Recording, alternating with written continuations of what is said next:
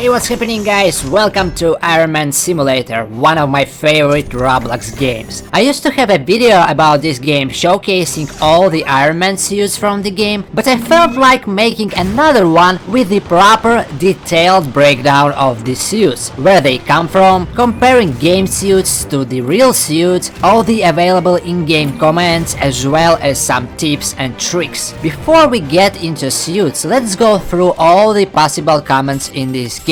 Some of the comments have their assigned buttons right here in your interface, but you can use the chat comments and type them if you feel like, typing. First, in order to bring out the suit menu and choose your suit, you have to press the Q key. In order to fly in this game, you have to press the F key. One of the coolest features of all the Ironman suits are his repulsors. In order to shoot them, you have to press Q and E keys. There's also the chest repulsor, which can be activated using the R key. Let's say you find yourself in close quarters with the enemy players running around in circles and you just don't feel like shooting. Now you can engage in a melee combat by clicking your mouse button. In case you met a beautiful girl and she wants to see your face, you can press the M key in order to toggle your mask on and off. The M key is also responsible for calling your helmet in case you left it at home. If you want to actually take the helmet off, press the backspace button. Let's say you're bored of your suit and you just don't want to see it again. Press the X key in order to destroy it, but be careful, you have to be outside the suit in order to do that. Now the voice comments, which you can type in your chat box. Type power on or power up in order to power up your suit. If you're feeling safe and have a war machine friend flying around protecting you, you can type eject to get yourself out of the suit. Use the break command in order to observe your suit falling down in pieces like Lego blocks. In case of emergency, you can use send suit and give suit commands in order to make the suit pieces fly right at you and get yourself all dressed up. Now let's break down all the suits in this game. Each suit is unique and different. It has its own statistics such as your total health and velocity, and last one stands for your travel speed, like how fast you're actually going to fly. The first one is Mark 19, also known by its name Tiger. It was featured in Ironman 3 and you can see this suit during the final battle scene when Tony initiated the house party protocol in order to bring all the suits to help him in his fight against Killian. The reason it's called Tiger is because of how fast it actually is, just like the tiger, as well as its color scheme. This suit is basically the improved version of Mark 10. Much durable, much faster. Its weapons are repulsors, unibeams, missiles, and flares. Next one is Mark 4. That's the suit Tony created right before Ironman 2. He used it to jump out of the plane for his arrival at the Stark Expo during the beginning of the movie and later at his birthday party. It's the successor to the older Mark 3 model and it features only slight changes from its previous versions. Some small armor designs, shapes, and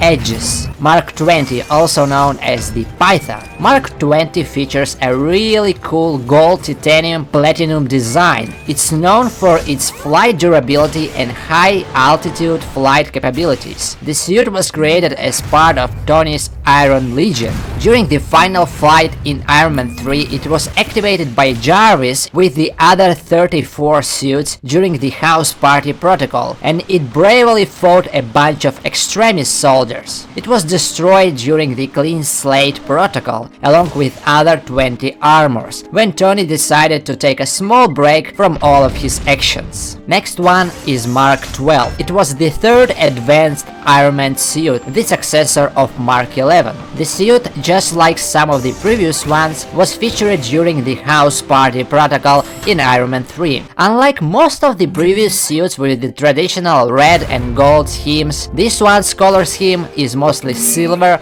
with gold platings. Due to carbon and steel alloy exoskeleton, it's way more durable than most of the previous suits, and it's probably the reason it actually survived the fight in Iron Man 3. Unfortunately, it was still destroyed by its creator during the Clean Slate Protocol. Mark 28, also known as Jack. Featured in Iron Man 3, this suit is also known as the Radiation Zone suit. The suit can withstand extreme amounts of radiation with its awesome orange colors and radiation hazard symbol. This suit is noticeably heavier than all of the other versions. Besides the radiation resistance, it also features the nuclear, biological, chemical protection system, but all of that means nothing since it was also destroyed during the Clean Slate Protocol in Iron Man 3. Mark 40 with the really cool nickname Shotgun. It was named Shotgun due to its explosive sound it creates when it breaks the sound barrier during the flight. Its specialization is super high speed flight, and it's the fastest hypervelocity armor in Tony's arsenal. That's also the suit which quickly saved Tony during Iron Man 3 when he fell down after being ejected from Mark 16 during the final battle scene. It was completely destroyed when it was sliced down in half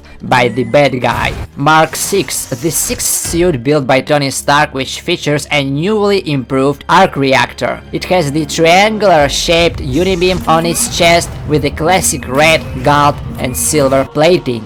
That's the first water-resistant suit, which can be used just like, submarine, as seen in the opening of the Avengers movie. It also has immunity to electricity, as shown in Tony's battle against Thor. It's also way more durable than other suits. In the Avengers, Tony also used it to battle Loki. In Iron Man 3, it was the second suit that blew up during the attack on Tony's house. Mark 13. This unique suit features the rectangular design chest piece of its arc reactor and can be seen in Iron Man 3 during the House Protocol scene. It looks a lot similar to the original basic suits in Iron Man 1, with the difference being the reactor core. It's built out of aluminum and titanium steel, which makes it noticeably lighter than previous versions of the suit. This is one of the few suits which survived the attack on Tony's mansion in Iron Man 3. Mark 33, the Silver Centurion. Colored in deep crimson red color with some golden highlights, it was created for energy amplification and redirection, making it the perfect enhanced energy suit. Besides the usual thrusters, downing system, repulsors and flares, it also has the hidden vibranium blade.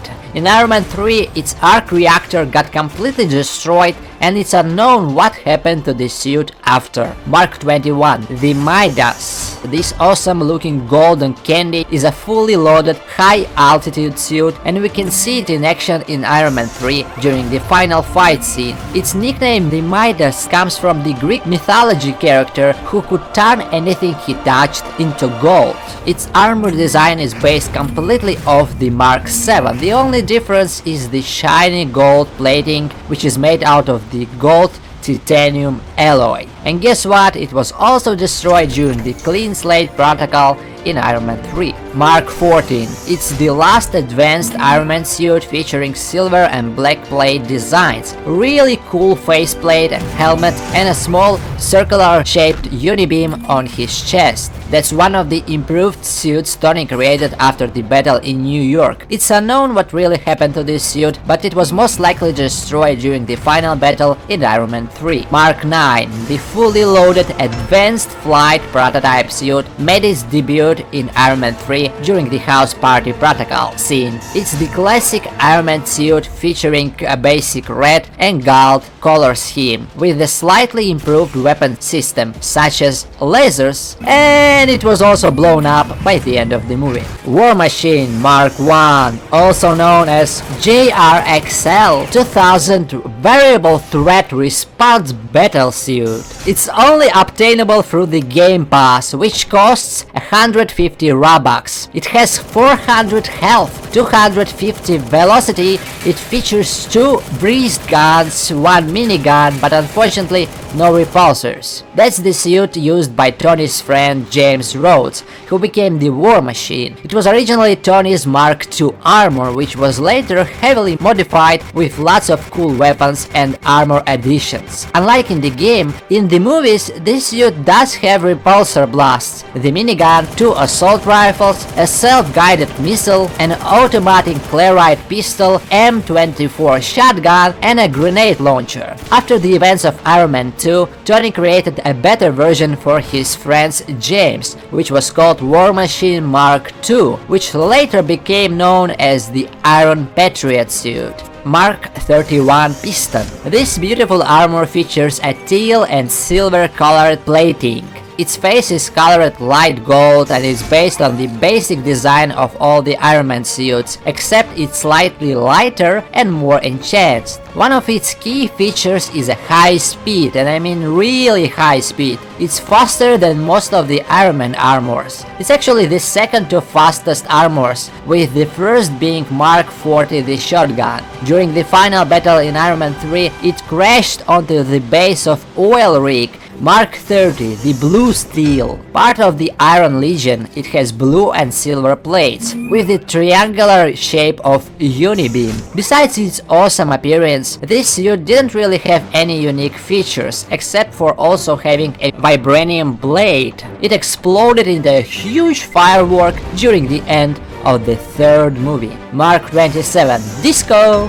This suit is named Disco because of its colorful blue and orange scheme, which kinda looks like a disco ball. Its key feature is camouflage. It can conceal itself with the surrounding environment, making it almost invisible, thus making it the chameleon type of suit in Tony's arsenal. The armor got completely destroyed in Ironman 3. Mark III, the third Ironman armor created by Tony, the successor of Mark II. In the first Ironman movie, Tony decided to make an improvement over Mark II, which had a lot of flaws, such as ice forming during the flight in the air. Tony fixed this by creating the gold titanium alloy, thus making the suit unfreezable. Do you guys remember this cool scene with Tony destroying a tank? That's the suit he used. In Ironman 2, Tony placed it inside the Hall of Armors, but unfortunately it still got blown up in Ironman 3, destroying the suit. Mark 23, also known as the Shades. This is an extreme heat suit. It has an ability to withstand extreme temperatures due to its anti-heat armor plating, which Tony built to prevent the suit from actually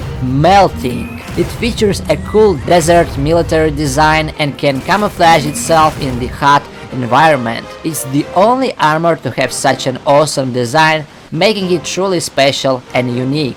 Boom! Too bad it was also destroyed during the Clean Slate Protocol. And finally, Mark II. This second suit created by Tony Stark, its main purpose was to test out the flight potential. As I mentioned before, it failed pretty hard. Mark II had only 2 weapons, repulsors and Unibeam. After surviving the first 2 movies, this awesome grey-plated armor was also destroyed during the Ironman 3 events. Now some tips. Try to always pay attention to your power bar. It's right here and it shows how much power there's left in your suit. Do not engage in a fight if you're not sure and there's almost nothing left in your tank. It won't end in your favor. Try to move and shoot. Don't just stand in one spot. You become the easy target for the enemies to shoot you. Yes, it's pretty hard to move and shoot precisely at the same time, but give it some time. Practice and after some time it will be easier. Pay attention to your environment. There are a lot of buildings and trees where you can take cover and take a short break. We're not calling it exactly running from the fight, we're calling it tactical retreat. You can press both repulsor buttons Q and E for faster fire rate, instead of just using right and left repulsors. Also, don't forget to use your powerful chest repulsor as well. And finally, make some friends. It's not easy to be a lonely hero. Making some friends can be really beneficial if you're having troubles with a bunch of enemies. And in order to do that, try to be friendly and polite. It can be cool to rush into some group and give them a taste of your repulsors, but instead try to land nearby and just say hello. Thanks for watching, guys. Let me know what other games you want me to play or do a breakdown of. Don't forget to like if you enjoyed and subscribe. And now go ahead and become the real Iron Man yourself in Roblox Ironman Simulator. Bye bye!